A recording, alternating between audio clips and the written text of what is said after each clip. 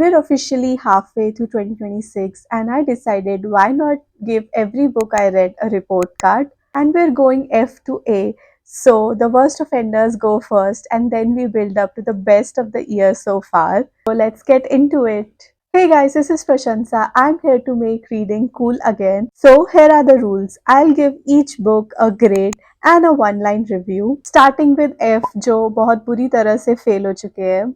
First up, we have Picking Daisies on a Sunday. Listen, I get low self esteem, but girl, you need therapy. Then, Powerless. Oh my god, the amount of plagiarism. ये वो type की books है जो book talk famous तो कर देते हैं, but then once you read it, you regret it a lot. Next is D grade, जो barely pass हुए हैं.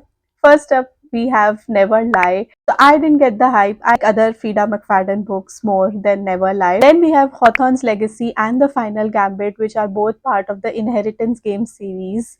I mean, they were decent, but I don't think I was the right age group. Next we move on to the C grade, which means average books.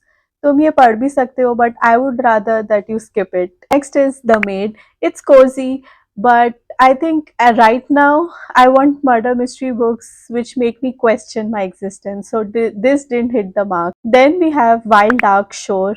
Guys, just communicate with each other. कुछ mystery solve करने को बचता ही नहीं. The Deal, which is the first book in the off-campus series, I would say the show was better. Next, we move on to B grade, which are the books you will not regret reading. Wedding People, it's a beautiful story about female friendships, giving second chances to yourself, and found family.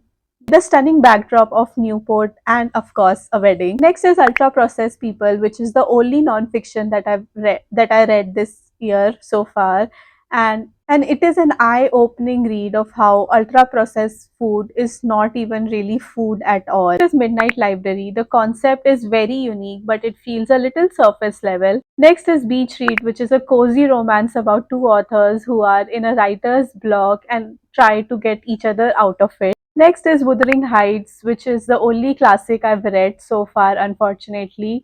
And this is the third time that I'm rereading it. So what can I say? I just love this book. Next is the Caraval series, which is magical, and I just want to escape into that world. And following it is Once Upon a Broken Heart series. Jax is probably my most favorite anti-hero ever. Next we move on to A plus, जो कि topper है अपने class के, and we have a tie. First we have Tomorrow, Tomorrow and Tomorrow, in which we follow two people, Sam and Sadie, follow their complex relationship through the span of 30 years, through lots of ups and downs. It's just a book with real people going through real things, and I personally enjoyed the writing a lot. And then we have The House in the Cerulean Sea, which is so cozy, so warm. The main concept is how we form preconceived notions, which are more often than not untrue. So these were all the books that I read and their grades. Next, we move on to some fun awards. So I have my notes. First is Most Likely to Make Me Cry. That was The House in the Cerulean Sea. I was sobbing by the end of it. Then we have Biggest Plot Twist of the Semester. I would say the Caraval and the Once Upon a Broken Heart series, because this was the first romantasy series that I read, and I just fell in love with both the series.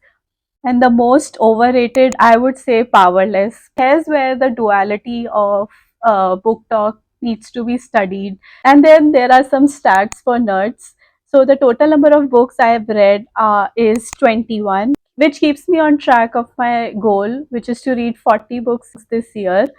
And then my average rating of the book is 3.57 out of 5 so far. That doesn't sound good. I need to start reading some good books. Most read genre is romance, followed by thriller books, and followed by young adult mystery.